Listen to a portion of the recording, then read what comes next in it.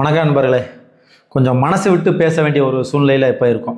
என்னன்னு கேட்டிங்கன்னா, சில நாட்களாகவே அதிமுக திமுக கூட்டணி அப்படின்னு செய்தி சேனல்கள்லாம் நிறையா பேசிக்கிட்டு இருந்தாங்க.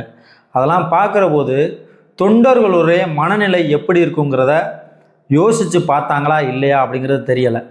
இன்றைக்கி தலைமையில் வேணால் அதிமுகவும் திமுகவும் எதிரிகள் மாதிரி தெரியலாம், ஆனால் பல கிராமங்களில் எதிரியாகவே வாழ்ந்துக்கிட்டு இருக்கிறாங்க. இந்த அதிமுகவாலையும் திமுக கட்சினாலையும் எத்தனையோ பேர், உண்மையை தான் சொல்கிறேன், ஆதாரம் கூட இருக்குது, வாரிசுகளை இழந்திருக்கிறாங்க.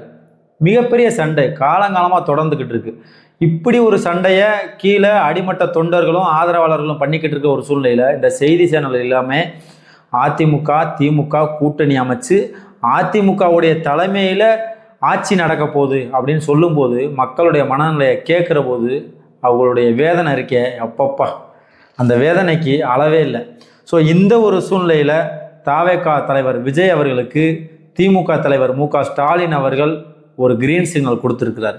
என்னன்னு கேட்டிங்கன்னா, தன்னுடைய எக்ஸ் தளத்தில் ஒரு விஷயத்தை பதிவு பண்ணியிருக்கிறாரு.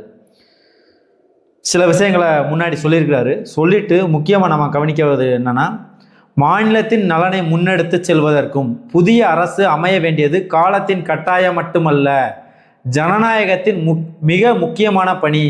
மேற்கோள்: ஜனநாயகத்தின் மிக முக்கியமான பணி.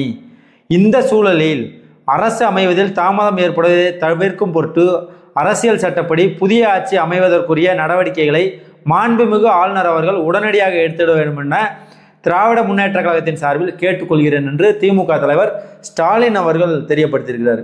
ஸோ திமுக தலைவர் ஸ்டாலின் அவர்களுடைய இந்த பதிவு இன்னைக்கு கூர்ந்து கவனிக்கக்கூடிய ஒரு பதிவாகவே இருக்குது. ஏன்னு கேட்டிங்கன்னா, திமுக ஆதரவு கொடுத்து அதிமுக ஆட்சி அமைக்க போகுது அப்படின்ற ஒரு சூழ்நிலையில் இன்னைக்கு மக்கள்கிட்ட அதிகமாக பரவிக்கிட்டு இருந்துச்சு. பல பேர் வேதனையிலே இருந்தாங்க. நாங்கள் இங்கே சண்டை போட்டுக்கிட்டு இருக்கோம், அங்கே எப்படி ஒன்று சேருவாங்க, நாளைக்கு உள்ளாட்சி தேர்தல் வருமே அதை நினச்சி பார்த்தாங்களா, அந்த மாதிரிலாம் சொல்லிக்கிட்டு இருந்தாங்க. ஸோ இப்படி ஒரு சூழ்நிலையில் இப்படி ஒரு முடிவெடுத்து தன்னுடைய கூட்டணி கட்சிகளான சிபிஐ, சிபிஎம், விசிகா இவங்க மூலமாக ஆதரவு கொடுக்க வச்சு இன்னைக்கு முதல்வராக தாவேகா தலைவர் விஜய் அவர்கள் பொறுப்பேற்கிறதுக்கு உண்டான அத்தனை தகுதிகளும் அதிகாரங்களும் வந்துக்கிட்டு இருக்கு.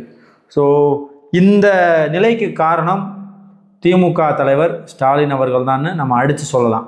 ஏன்னா ஒரு 6 சீட்டு வேணும் அப்படின்ட்டு தள்ளாடிக்கிட்டு இருந்த ஒரு நேரங்களில் தாங்கிட்ட இருந்த கூட்டணியில் இருந்த அந்த 6 சீட்டுகளை அனுப்பி வச்ச மு.க. ஸ்டாலின் அவர்களுக்கு உண்மையிலேயே நன்றி கூட சொல்லிக்கிறலாம், தப்பே கிடையாது.